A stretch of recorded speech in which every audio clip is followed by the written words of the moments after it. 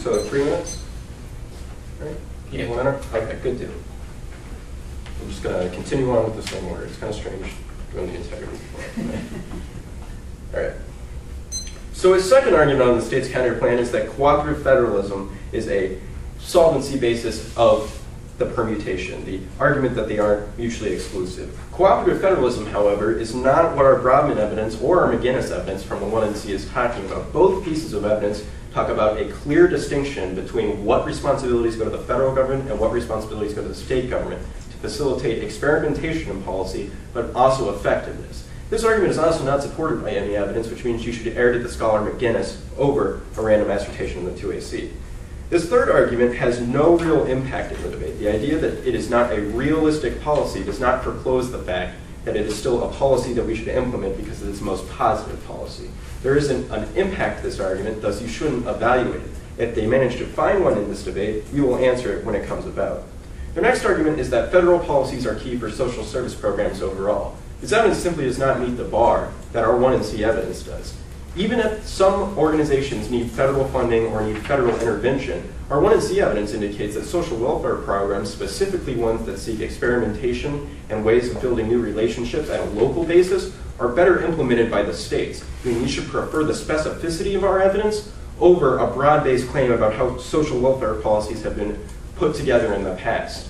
Additionally, even if this evidence was true, it's not a reason to take the risk at the face of the disadvantage because it simply outweighs all of the benefits of the 1AC, as covered at the top of the 2AC.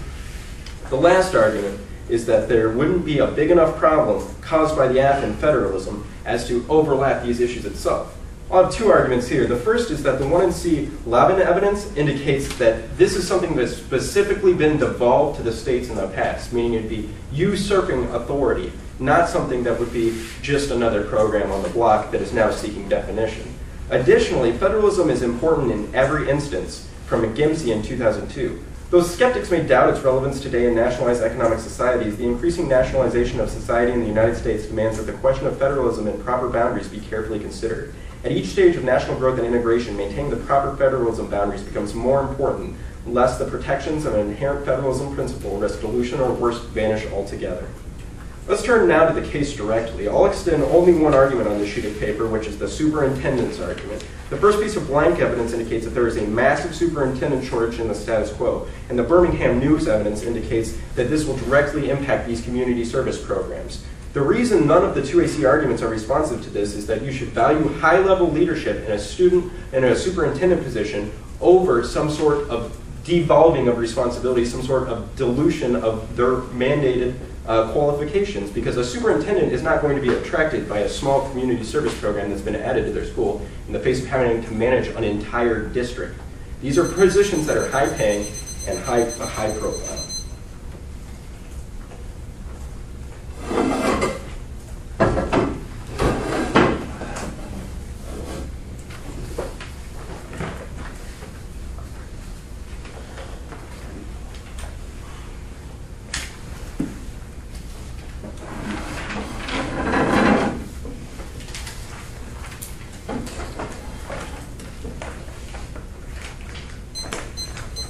Okay.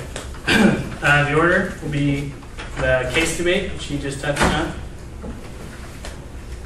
the spending disadvantage, and then the state's counterplan.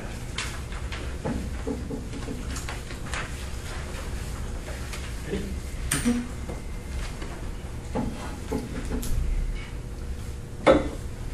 The superintendent's argument is a non-starter. Unemployment's an all-time high. We have a surplus of PhDs. We have a ton of master's degree people that do not have jobs. These jobs will be attractive because they'll be young, growing, optimistic areas that focus on our education, which means there's at least a value attached to that job location. Also, our evidence says that over 200 schools applied for just 50 positions, which means that we're already ready to make the transition directly to community schools, the spending disadvantage.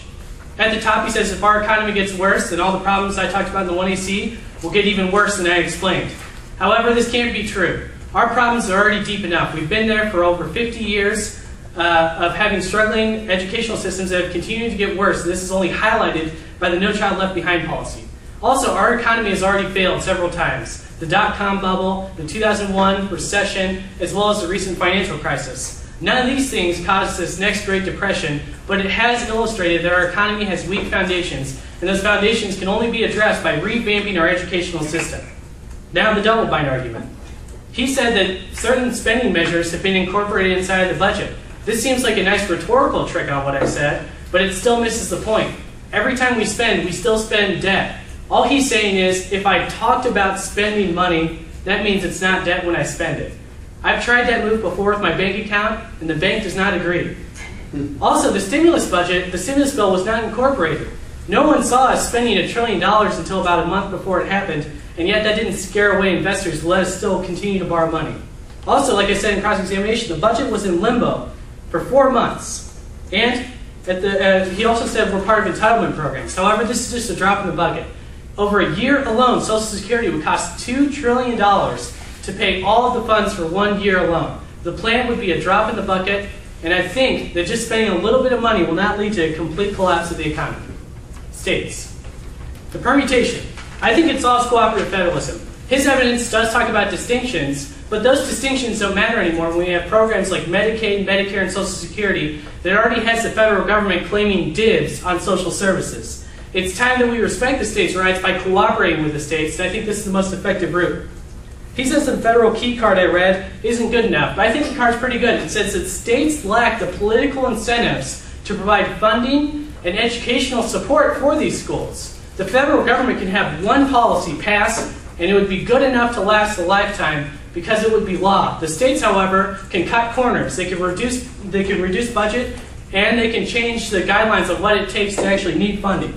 Now, the federalism, he says every instance is important, but the Constitution itself encourages the federal government to seek out general welfare. And the only way to do that is by identifying problems like poverty, like racism, like economically disadvantaged people that continue to be disenfranchised. And the only way to do that, to address it, is by voting affirmative.